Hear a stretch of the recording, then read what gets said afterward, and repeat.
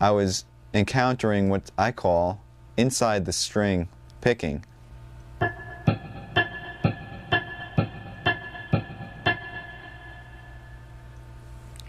Now that to me is really difficult because it seems like your pick is kind of trapped in between these two strings, as opposed to playing on the outside of the strings like this,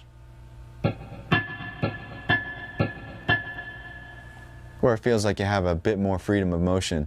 To experiment and see if this is a problem for you, I suggest playing two notes on adjacent strings, let's say A on the G string and D on the B string, and first try picking them starting with a downstroke and then with an upstroke. And let's see how that feels. Try it at various tempos, see how fast you can get it.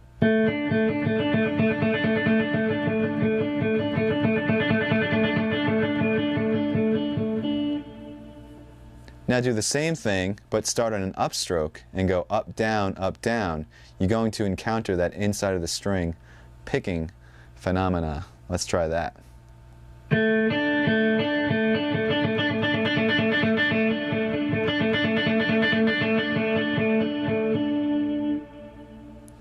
Now my right hand immediately starts to tense up as soon as I encounter that inside of the string technique, and I think it's because I feel like I'm sort of trapped and I have no range of motion.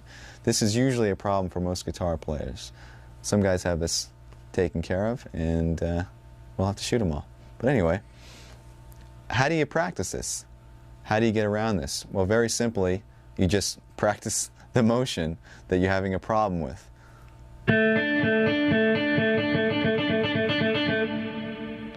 Now, this could be very boring if you sit there doing that for any period of time that's going to make it effective. So what I've done is I've come up with a little etude that practices and concentrates on the inside of the string picking. And by the way, if you ever have something that you're trying to work on and you need to develop it, come up with some little progression or etude or song. It makes it a lot more interesting. So let me demonstrate it for you now slow, and then I'll play it up to tempo.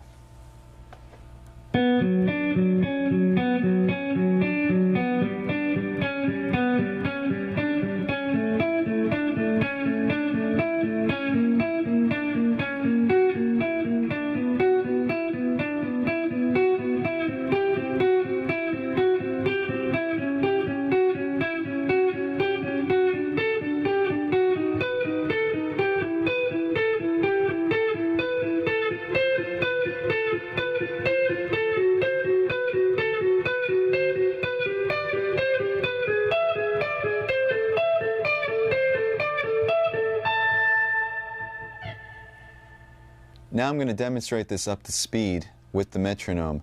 Make sure that the pick strokes are even and that you maintain, in this case, down, up, down, up, down, up, because we're starting on a higher string and going to a lower string, which once again makes us encounter this inside of the string technique. So here we go.